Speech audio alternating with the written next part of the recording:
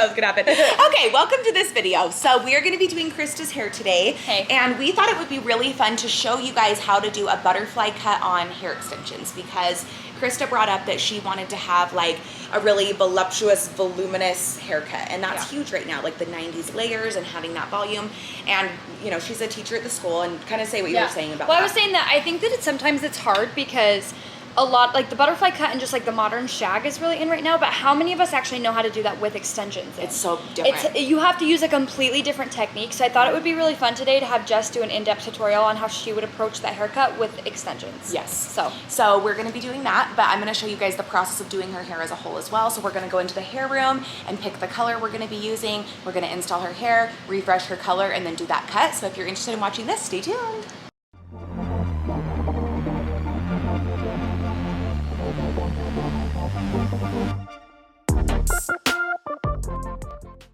Okay, so we are going to be doing the Jovi. Thank you. She's gonna be the model on the website for the Jovi because we're redoing all of our photos right now.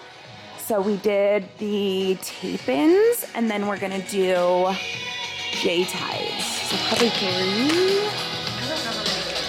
Probably three, just with how short your hair is. So is that all 22s? Yes. Yeah. Okay, so we've got the Jovi 22-inch J-ties and the tape-ins, and it's pretty similar to her hair now, so we really just have to refresh it. Do you have a Jovi swatch or not yet? Oh, yeah, I think so. Oh, actually, we might not. Oh, we need to get that out, actually. I'm glad you said that. I'm gonna tell them. Yes, so overall, whatever you want to do. Yeah, so it's overall. Are you assisting too? So it can be, yay, so am I! So when people like sign up for the class, like how do they know the theme? You know what I mean? So we send them an email, like 3 weeks before, and it gives them the theme and all the info. And we always say like it's not like required, but it's fun. But I feel like more than half people do it. So all the time, yeah. It's so fun. It is fun.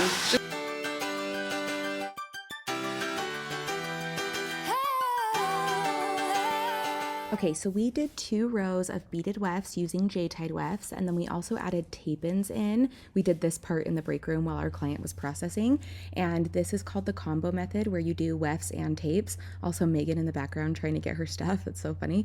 Just noticed that.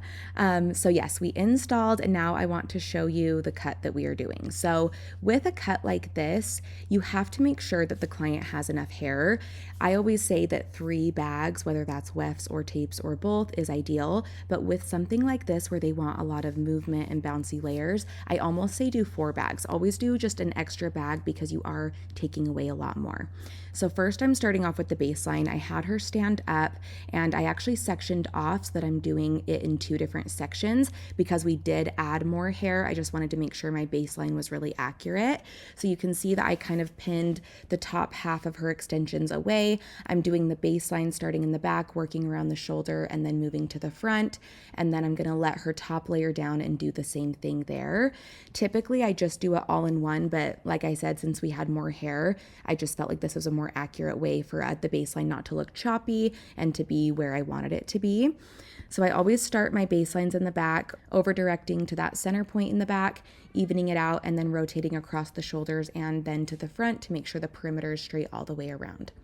Now that we are done with that baseline, this is where I can sit my client down. I always do a baseline standing up. Typically, I do most of the haircut standing up, but this is a lot of in-depth work and more layering than a typical blending haircut, so I'm having her sit down.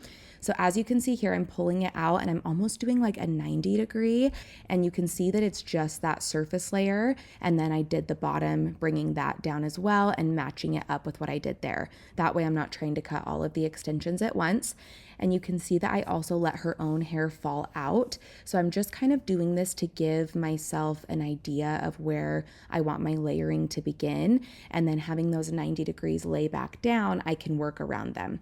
Typically, I would say don't do a 90 degree or a 180 degree or a typical haircut structure like that for blending, because it usually looks choppy, and with blending, we're typically just trying to get a lot of movement, and blending the extensions in with the natural hair can be done by slide cutting and point cutting. But since we're wanting a much choppier look in this haircut, if that makes sense, this is why I'm doing this. And you can see at those ends, it looks pretty choppy, but then we're gonna go through and fine tune it. So just know with this, you have to trust the process. It's gonna look a little bit weird before you actually get it to the final result.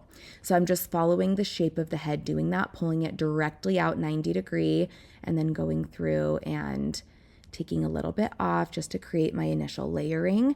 And then I'm going to go through and slide cut. So with a traditional extension blending, I'm slide cutting, but I'm very soft handed and I'm kind of like flicking my shears away the whole time. I'm doing that same idea here, but I'm going a lot deeper. And you can see that by flicking my shears like this and going deeper, I'm getting more movement and more layering within the hair. And typically I also keep the hair down and I slide cut with the hair kind of like laying down in its natural direction.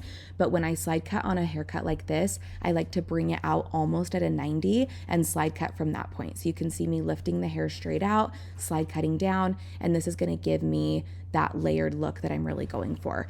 So it's kind of like your traditional blending haircut, but elevated. So everything's just a little more intense. You're taking a little bit more, but that 90-degree layer that I did at the beginning is giving me a guide, and now I'm just kind of fine tuning and cleaning up from there. When I do the layers like this, I typically start in the back and then I work my way around the head going to the sides, and then I always stop right before the front of the ear. Just because then I can do the front a little bit separately. Usually the front is a little more detailed. It requires a little bit more layering because you're connecting the drop off of their hair to the extension hair, and it's visually what your client sees in the mirror and what the first impression of their haircut is. So I finished that, and you can see that everything from in front of the ear I now have, and I'm taking it all together with her own hair. And I like to over direct it this way, kind of if you were to cut curtain bangs, you over direct to get the shape that you're wanting. It's the same idea. So I'm doing that with that same intense slide cutting, just kind of etching into the hair that way. And that's going to give me the shape. And now that I'm back to where her hair lays naturally, I can follow the shape that that over directing gave me. And now I'm just kind of notching into it to get an even more intense layer.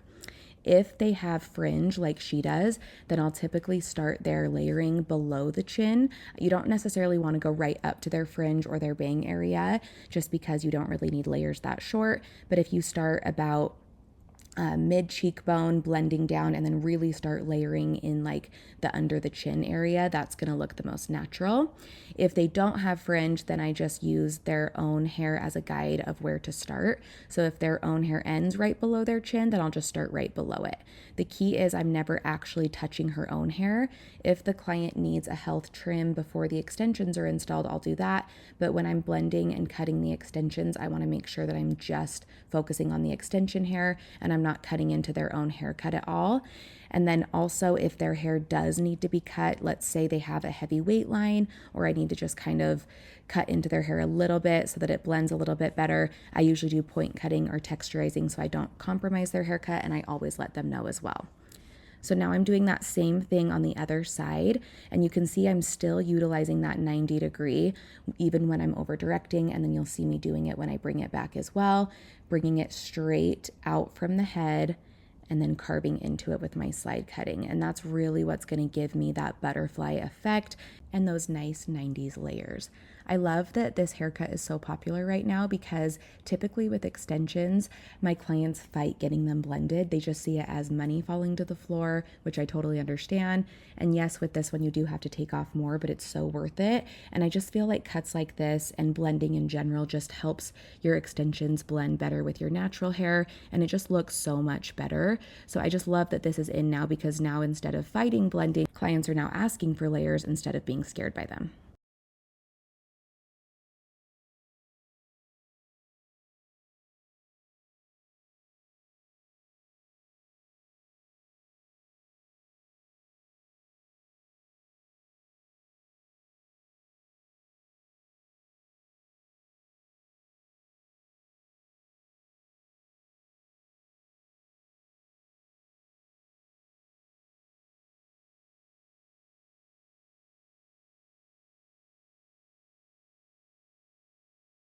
Something I like to do when I'm cutting bangs or intense layers like this is I take a curling iron and I kind of curl those layers under.